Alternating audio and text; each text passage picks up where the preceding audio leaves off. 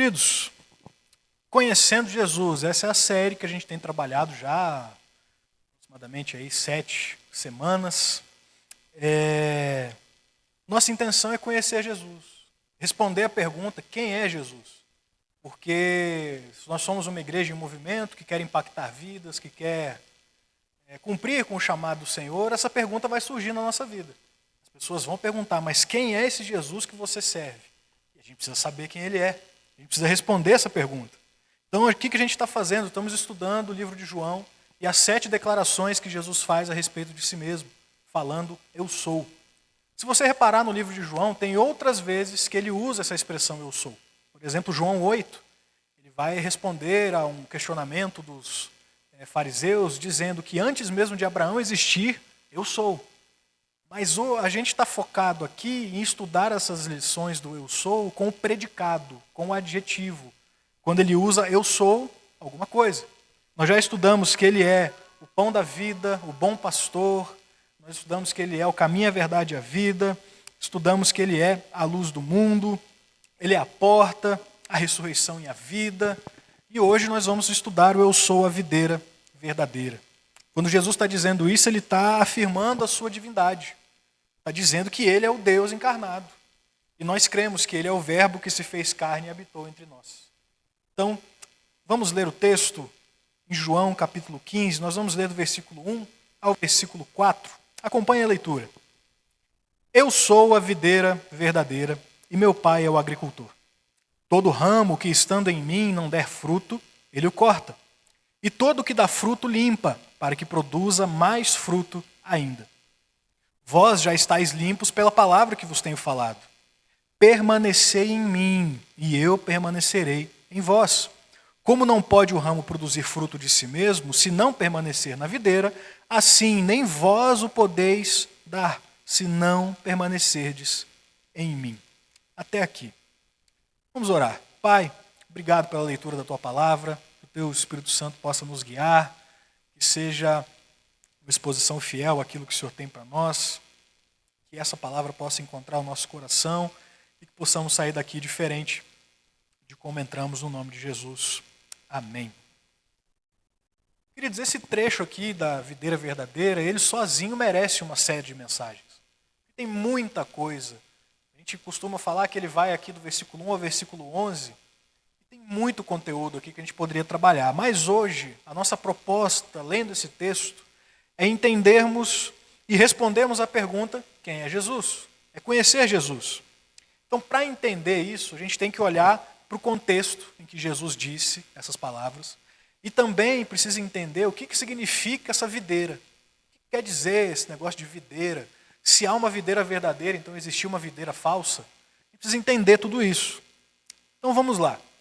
As palavras de Jesus aqui fazem parte dos seus últimos ensinamentos aos discípulos aqui na terra, antes da sua crucificação.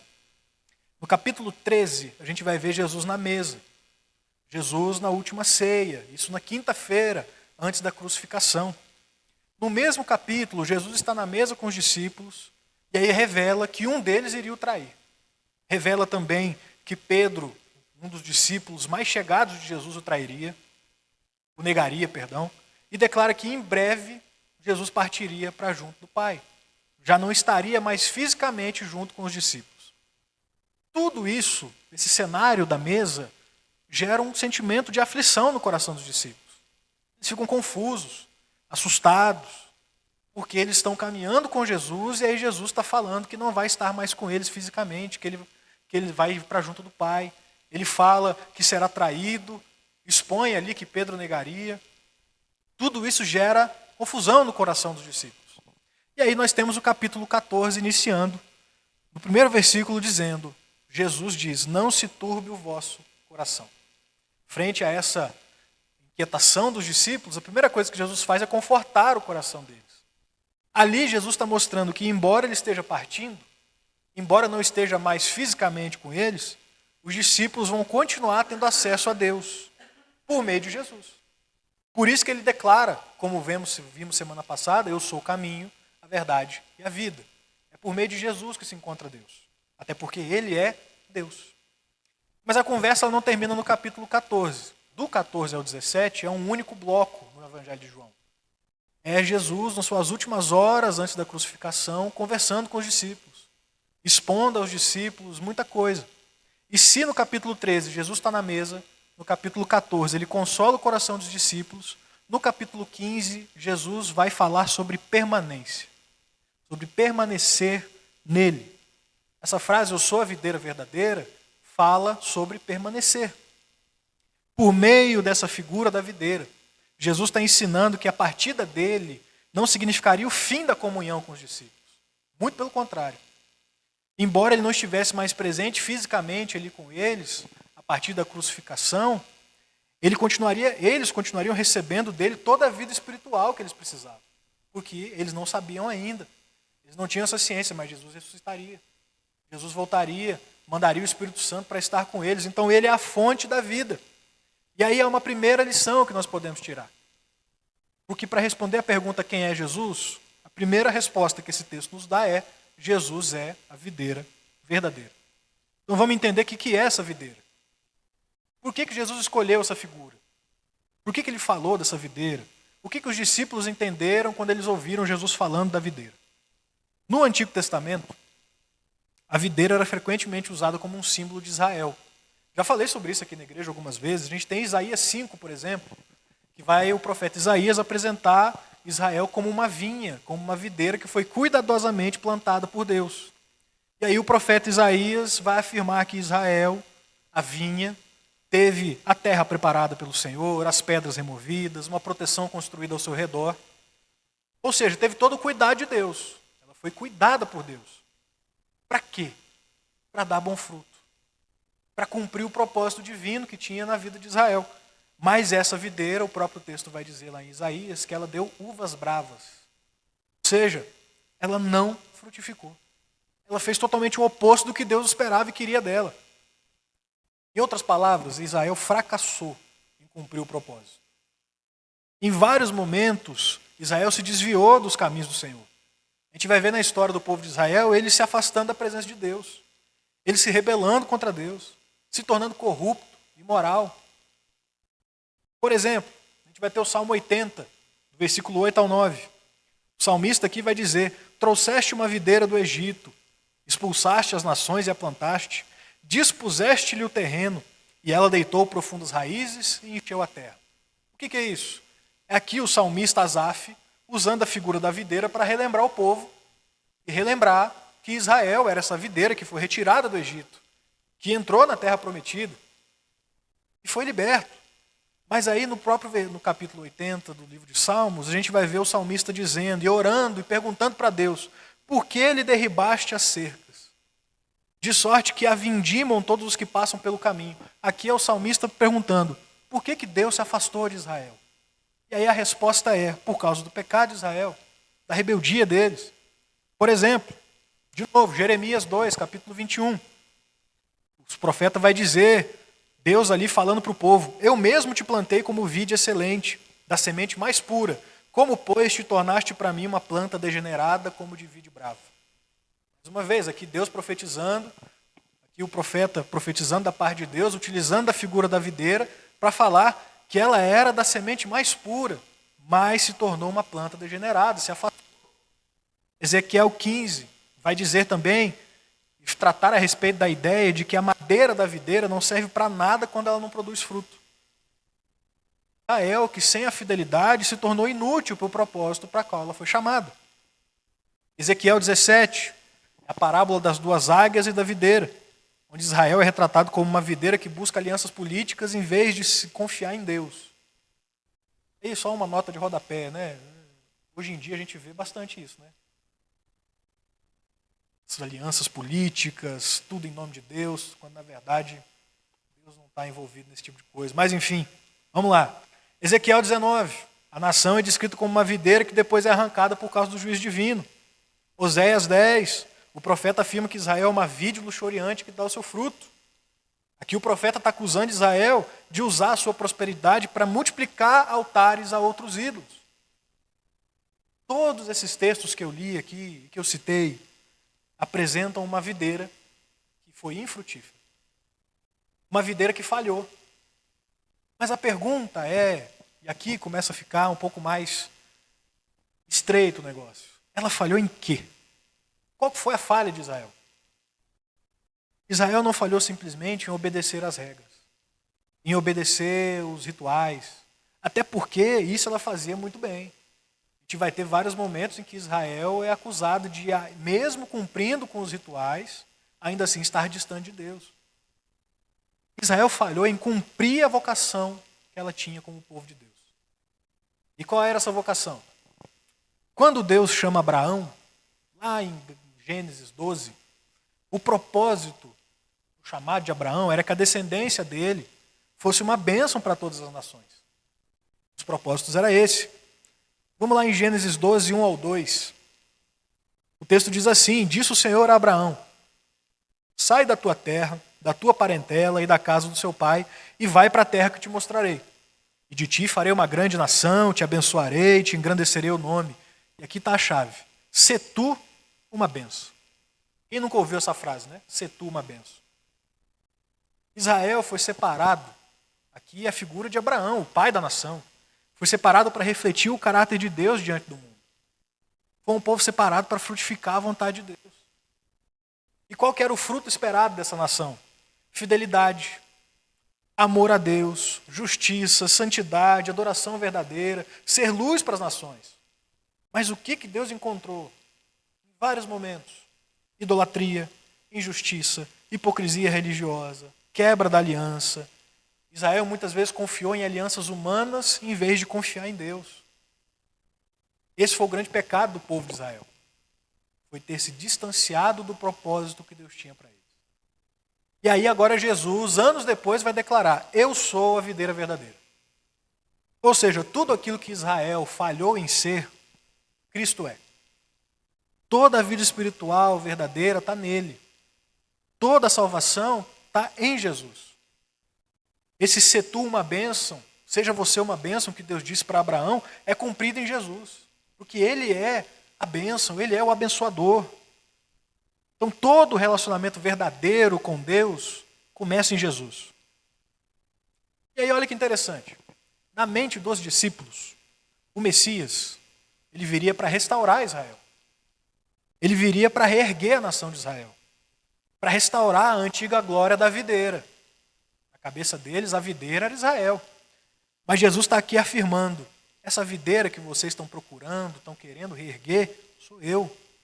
Esse propósito que foi falhado em ser cumprido pelo povo, eu cumpro. Não tenho uma necessidade de replantar essa videira, porque a videira sou eu. É isso que Jesus está falando, que ele é a videira verdadeira. Então a comparação e o contraste não é entre uma videira má e uma videira boa. Uma videira que não fez as coisas certas e uma videira que faz. Está entre uma videira que falhou em produzir o fruto e a videira verdadeira, que produz, por meio dos ramos, o fruto que Deus sempre procurou. Deus sempre quis. Toda força, nutrição, capacidade de produzir fruto, tudo vem da videira. E os ramos só possuem vida enquanto permanecem ligados na videira. São 3 personagens aqui. O agricultor, que é Deus o Pai, a videira, que é Jesus, e os ramos, me perdoe a brincadeira, somos nós. O ramo é nós. Nós somos esses ramos. É por meio da nossa vida que Jesus vai frutificar em nós para que nós reproduzemos o fruto que Ele dá. E assim somos nós. Toda a vida espiritual que eu quero ter procede de Cristo. Eu só consigo encontrar vida em Jesus. E se Jesus é a videira, quem mais Jesus é? Ele é quem produz o fruto no povo. Aí a gente vai para o versículo 2 e o versículo 3. Todo ramo que estando em mim não der fruto, corta. E todo que dá fruto, limpa, para que produza mais fruto ainda. Vós já estáis limpos pela palavra que vos tenho falado. Aqui tem uma discussão de interpretação desse texto, principalmente com relação à frase: todo ramo que estando em mim não der fruto, ele o corta. Nossa intenção hoje não é entrar nessa parte mais teórica da questão, mas é bom a gente pontuar. A discussão é a seguinte: alguns intérpretes da Bíblia, comentaristas, vão entender que essa expressão cortar, do verbo original lá do grego, indica a remoção daqueles que somente aparentam estar unidos a Cristo. Assim, a pessoa vem na igreja, né, a pessoa está aqui, tudo, mas ela não está conectada em Jesus, ela não está realmente conectada em Cristo. E aí ela é cortada. Essa é uma interpretação. A gente tem, por exemplo, Judas, que foi o exemplo disso. Judas, ele andou com Cristo. Todos os milagres que Jesus fez, Judas estava lá olhando. Judas presenciou tudo. Na mesa da ceia, Judas estava lá também. Só que ele foi retirado, foi cortado. Já outros entendem que o verbo no original, ele pode ser traduzido também por levantar. E aqui é a imagem do agricultor que ergue um ramo para que volte a frutificar. Deus também faz isso, de certa forma. Se um ramo, os irmãos entendem às vezes mais disso do que eu, mas se tem um galho de uma árvore que está ainda conectado na árvore, mas está caído, se você levantar ele, dar uma limpadinha, ele vai voltar a produzir. É essa ideia aqui desses intérpretes, que falam sobre o cuidado do pai com a videira. De qualquer maneira, hoje eu não vou bater um martelo aqui para os irmãos de qual é a interpretação correta, que isso é tema para estudo bíblico. Depois os irmãos me procurem para a gente fazer um estudo sobre isso. Hoje nosso foco está em entender o centro aqui da parábola, que é mostrar que Deus, o Pai, cuida da videira. Que Cristo é a fonte da vida e que todo ramo depende dele. Isso é fato. Não tem para onde fugir. Esse capítulo aqui é sobre permanecer. Jesus falando sobre permanência. Então o que ele está dizendo para nós aqui? Que o Pai, Deus, o Pai, está cuidando da videira. Ele não é um agricultor que está ausente. Ele trabalha, poda, tudo isso para que a videira cumpra o seu propósito. E aí Jesus vai ensinar que os ramos existem para justamente reproduzir esse produzido pela videira e reproduzir os propósitos da videira. Então o fruto, os irmãos sabem bem disso, não nasce do ramo, não nasce do esforço do ramo. Ele é produzido por causa da seiva do tronco. O ramo não produz vida por si mesmo. Se eu arrancar um galho e jogar no chão, ele não vai produzir nada, se ele não estiver conectado no tronco. Da mesma forma, a nossa vida cristã não é resultado do nosso esforço humano. É resultado da atuação de Cristo em nós. Conectados nele, ele vai produzindo em nós a vida espiritual e os frutos. E aí surge uma pergunta. Se o fruto, então, é da videira, que fruto é esse? Se eu que sou o ramo, e eu produzo um fruto que não é meu, mas sim ele tem raiz na videira, então, que fruto que é esse? Como que eu sei que eu estou frutificando? Basicamente essa é a pergunta. O que é fruto? Como que eu posso olhar para a minha vida e identificar? Não, eu estou frutificando de Jesus. Então, para responder isso, eu gostaria de fazer por eliminação. Entender primeiro o que não é fruto, para depois a gente entender o que é. E aí, primeiro, fruto não é riqueza e nem sucesso. Isso é importante a gente falar, porque hoje em dia tem uma confusão muito grande sobre isso. A gente vive numa geração que acredita que frutificar de Deus é ter sucesso. É o tamanho da conta bancária, é a posição social, são as conquistas, o quanto eu tenho destaque. É ou não é? Muitas vezes a gente comete esse erro, a gente olha para o outro e fala, nossa, o fulano está bombando, hein? O fulano está bem. Ele deve estar bem com Deus, Deus deve estar abençoando ele. Só que como que eu posso dizer que riqueza, que sucesso é fruto? Se a própria videira, uma vez disse para a gente, não andeis ansiosos pela vossa vida, quanto que é a vez de comer ou beber. Ou então, não acumuleis para vós outros tesouros sobre a terra, mas ajuntai para vós outros tesouros no céu. Ou então, tende cuidado e guardai-vos de toda e qualquer avareza, porque a vida de um homem não consiste na abundância dos bens que ele possui. Isso tudo são frases de Jesus. Porque o plano de Deus nunca foi somente que a videira, que o povo fosse abençoado. Por mais que nós somos abençoados. Se eu fosse abrir aqui testemunho para os irmãos, com certeza eu ia ter testemunhos nesse sentido, de que Deus, supriu a necessidade, que Deus abençoou alguma coisa. Eu mesmo tenho vários. Só que esse não era o foco principal de Deus. O plano de Deus para o povo é que ele fosse abençoador, que o povo abençoasse. Esse ser tu uma bênção que nós falamos mais cedo, significa que Deus escolheu Abraão não somente para abençoar Abraão, mas para que por meio de Abraão, da sua descendência, as nações fossem alcançadas. E o nome de Deus fosse exaltado. O fruto da videira é abençoar. É abençoador, é não egoísta. Então, riqueza e sucesso não é sinônimo de que eu estou frutificando. Sabe outra coisa também que não é fruto? Sacrifícios e rituais. Nós, seres humanos, a gente tem a tendência de acreditar que a gente está frutificando de Deus, que a gente está bem com Deus, pelo número de rituais que a gente consegue cumprir, né? Pelo número de regras que a gente consegue seguir. Vamos falar de nós. Eu me incluo nisso, irmão. Eu me incluo nisso totalmente. Eu estava preparando isso aqui, eu pensei, meu Deus, sou bobo, né? Como é que pode? Às vezes a gente acredita que frutificar é o número de vezes que eu venho na igreja. É o número de vezes que eu jejuo. É o número de vezes que eu leio a Bíblia. Isso não é frutificar. Como que eu posso dizer que isso é frutificar se a videira uma vez disse: ai de vós, escribas e fariseus hipócritas, porque dais o dízimo da hortelã, do endro e do cominho e tendes negligenciado os preceitos mais importantes da lei, a justiça, a misericórdia e a fé. O que Jesus está falando aqui? Que o mais importante não é fazermos para alcançarmos a Deus. O mais importante é o coração, entregue a Jesus. E o coração entregue a Jesus, aí faz tudo isso. Jesus também disse: esse povo me honra com os lábios, mas o coração está longe de mim. Jesus também disse: nem todo o que diz Senhor, Senhor estará no reino dos céus. O que isso quer dizer? Então quer dizer que o Luiz está falando que eu não preciso jejuar, não preciso orar, não preciso fazer nada. Muito pelo contrário, irmão, a gente precisa fazer sim. Só que o foco não é fazer isso para alcançar algo. É fazer isso porque foi alcançado. O plano de Deus para o povo nunca foi somente que ele cumprisse os rituais, que fizesse sacrifícios. Por mais que, de novo, a gente deve jejuar, orar, dizimar. Mas o plano de Deus é que o povo tenha uma vida marcada pela justiça, pela misericórdia, uma vida marcada pela entrega do coração.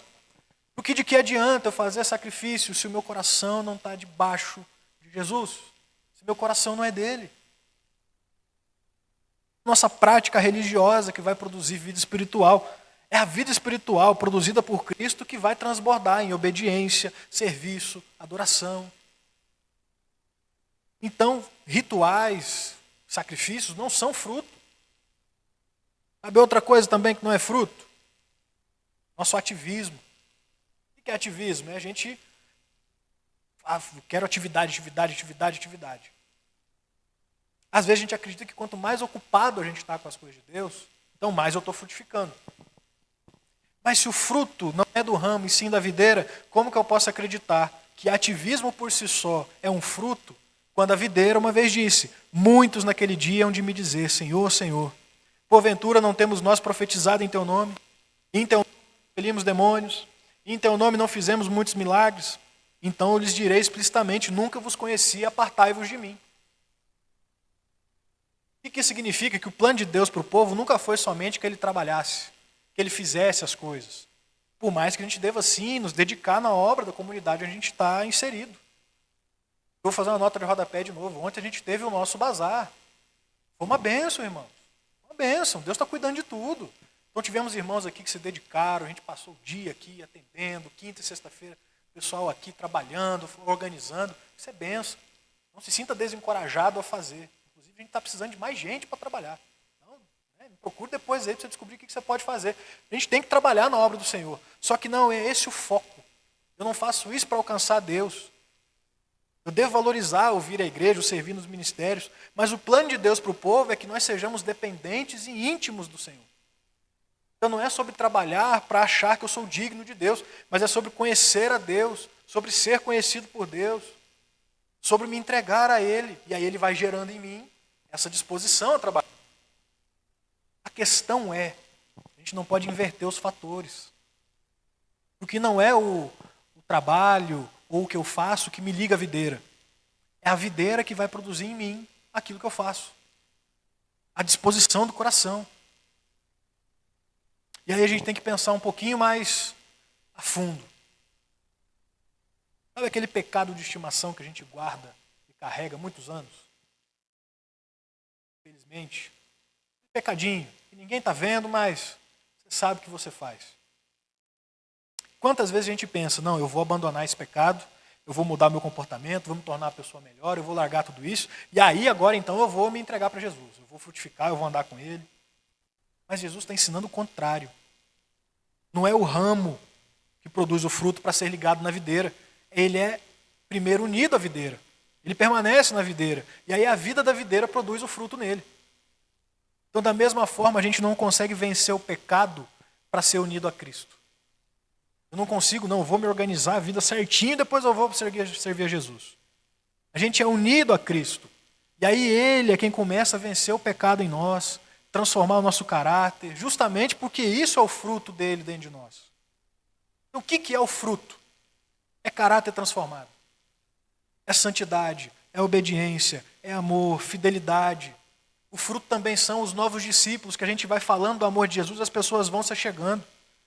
O fruto é uma vida que glorifica a Deus. O fruto é o arrependimento que eu tenho, reconhecendo que eu sou pecador e que eu preciso de Jesus.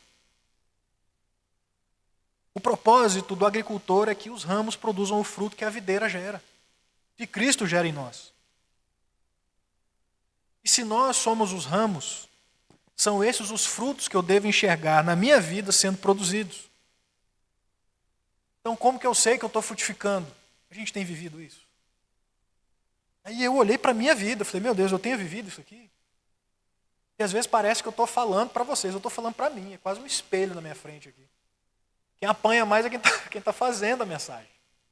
Porque Deus vai falando e vai apontando para a gente as nossas falhas de caráter.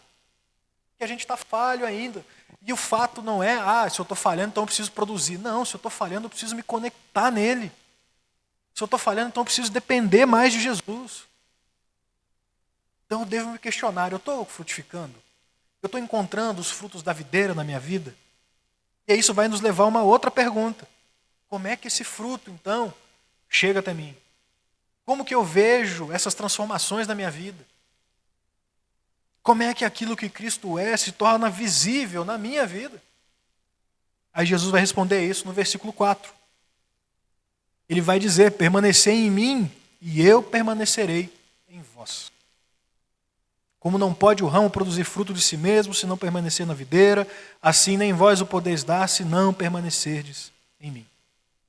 Quem é Jesus? Em quem nós devemos permanecer. Esse é Jesus. Permanecerei em mim e eu permanecerei em vós.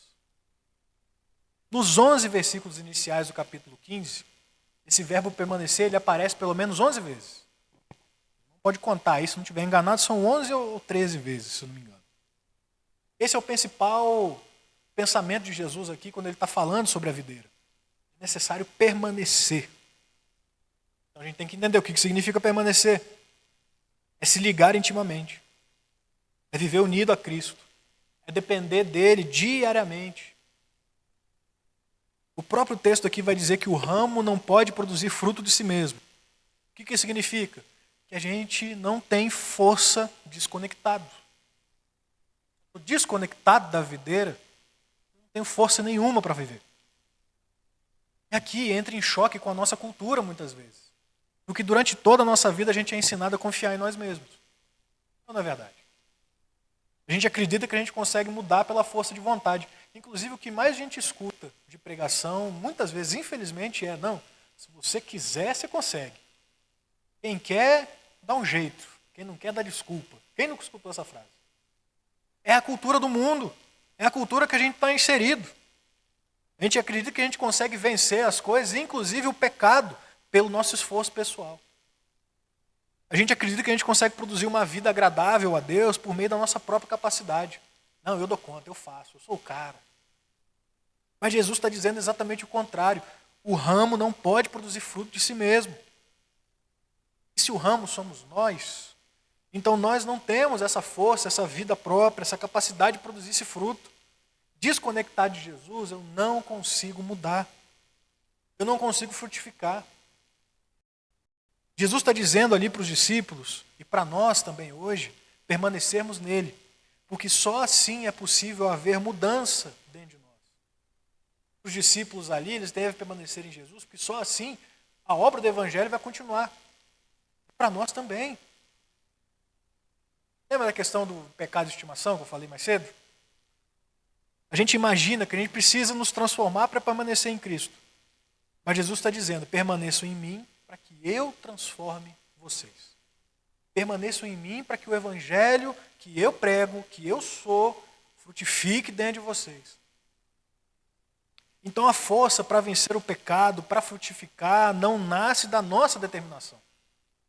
Ela nasce da comunhão com Jesus. Nasce da conexão com a videira. Porque é da videira que vem a seiva, que vem a energia, que vem a transformação. A gente quer mudar de vida? Eu quero mudar. Então permaneça em Cristo. Se conecte em Cristo. Ore para ser conectado nele.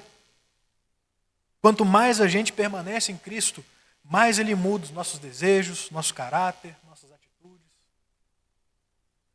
A questão da vida cristã é a gente olhar para nós mesmos e identificar: eu não quero mais ser assim. Quero ser como Jesus. Porque a gente encontra em Jesus a razão de viver, um real motivo de existir, a plenitude da vida. É em Jesus que a gente encontra tudo isso. Por isso que permanecer não é uma escolha, é uma ordem. O texto não diz, olha, não é Jesus dizendo, se vocês quiserem, permanece em mim aí que vai dar certo. Ou vocês têm a opção de permanecer ou não. Olha, eu acho que é bom vocês permanecerem. Ele não está falando isso, ele está falando permanecei. É no imperativo, é uma ordem, é uma necessidade, não tem outra alternativa. Porque se Cristo é a vida espiritual e a fonte da vida, não existe vida fora dele. Se Cristo é a fonte do fruto, da mudança, da transformação, então não existe fruto fora dele.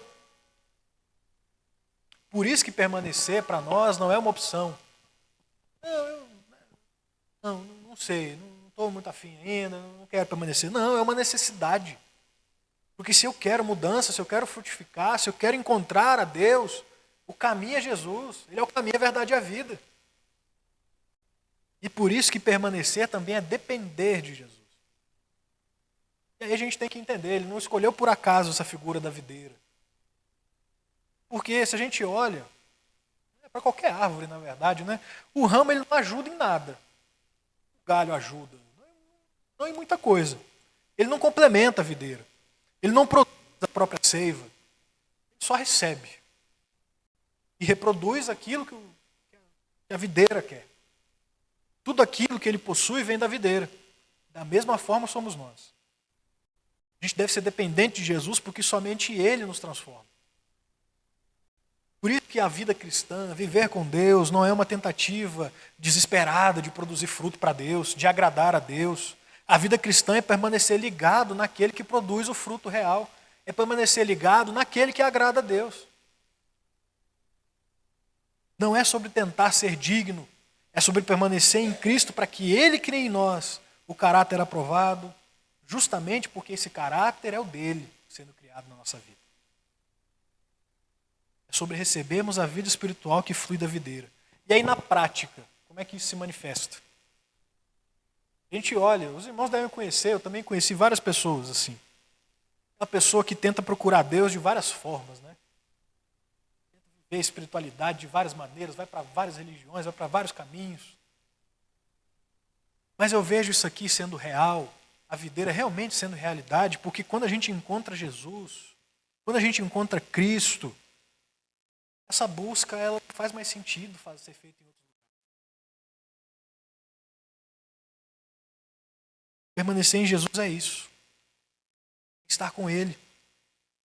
Quando a gente encontra Cristo, quando Ele nos encontra, e aqui é a mesma coisa. Encontrar Cristo, ser encontrado por Cristo, é a mesma coisa. A gente está encontrando ou sendo encontrado por aquilo que produz a vida espiritual verdadeira. E permanecer é viver em comunhão com esse Cristo. Ele disse, permanecerei em mim e eu permanecerei em vós. Jesus não está falando só de estar próximo, ele está falando de comunhão, de relacionamento, de intimidade, de união. Ele está ensinando para os discípulos que a partida dele não vai significar o fim da comunhão. Porque embora em breve ele não estivesse mais ali fisicamente com eles, a vida que vem dele, vem dessa videira, ia continuar fluindo para os ramos. Cristo ia continuar presente, continuar sustentando, alimentando os discípulos ali e nos alimentando também. Dependência, permanência. É isso que precisamos viver. É se alimentar de Jesus. Encontrar nele tudo aquilo que a gente precisa. O grande chamado desse texto aqui não é a gente sair daqui hoje pensando, nossa, eu preciso produzir mais. Preciso fazer mais coisa. Não, não é isso. O chamado desse texto é, eu preciso permanecer em Jesus. Eu preciso permanecer em Cristo. Porque permanecendo em Cristo, então eu tenho transformação de vida. Eu cresço, eu vivo uma vida real. Durante todo esse discurso, Jesus está levando os discípulos a entenderem uma verdade fundamental, que eles são dependentes de Jesus. Isso é algo que é difícil de compreender, porque o que a gente mais prega hoje é a independência. Eu faço o que eu quero, na hora que eu quero, do jeito que eu quero. Mas não é isso que Jesus está ensinando, porque uma vida dessa independente, livre, entre aspas, na verdade é uma prisão. Porque a gente não é livre de verdade. Eu vou fazer o que eu quero. Mas aí a nossa tendência é só cometer pecado, a nossa tendência é só se distanciar de Deus. Então que liberdade é essa que não consegue dizer não para si mesmo? A verdadeira liberdade é estar conectado em Jesus, porque Ele nos dá a capacidade de dizer não para o pecado, de viver uma vida plena diante de Deus. Essa é a liberdade. E aí, como eu já falei também, na mente ali dos discípulos, o Messias viria para restaurar Israel, para reerguer a nação, para replantar a videira. Mas Jesus está apresentando algo muito maior na ideia deles. Ele não veio só restaurar uma videira, ele veio ser essa videira. Israel tinha falhado em cumprir a vocação. A vinha que os discípulos conheciam não produziu o fruto que Deus esperava. Mas agora Cristo está reafirmando e dizendo, eu sou essa videira. O que o povo falhou em ser, eu sou. Eu sou a videira, a fonte da vida, a fonte do fruto, a fonte da comunhão com Deus, a fonte da salvação. Se coloque de pé, nós possamos orar. Queridos, quem é Jesus? Ele é aquele que veio se entregar por nós e possibilitar que nele a gente encontre a plenitude da vida. Ele é o pão que alimenta e sacia. Ele é a luz que ilumina e nos faz enxergar quem nós somos e quem Deus é. Ele é a porta da salvação, o pastor que conduz a vida, a ressurreição e a vida que venceu a morte, o caminho, a verdade e a vida que nos levam e revelam Deus. E agora ele está ensinando que ele é aquele cuja vida flui. Que sem a videira não tem fruto, não tem transformação, não existe vida. Por isso que a grande pergunta desse texto não é qual fruto eu tenho produzido, quanto fruto eu tenho produzido. Por mais que a gente tem que se questionar, irmãos. Tem que pensar e olhar. Meu Deus, como que está a minha vida? Mas a pergunta desse texto, para a gente sair daqui com a pulga atrás da orelha, é pensar, eu estou permanecendo nessa videira? Eu estou conectado em Cristo? Porque quem permanece em Cristo recebe a vida que Ele dá. É tomado por Ele. Quem permanece em Cristo produz o fruto que Ele produz. E quem permanece nele encontra tudo aquilo que a alma precisa. O chamado não é de peso, o chamado é de liberdade. É de tirar esse jugo pesado que muitas vezes nós vivemos carregando, para vivermos para Ele. Que Deus nos conceda a graça de permanecermos cada vez mais unidos na videira, que é Jesus.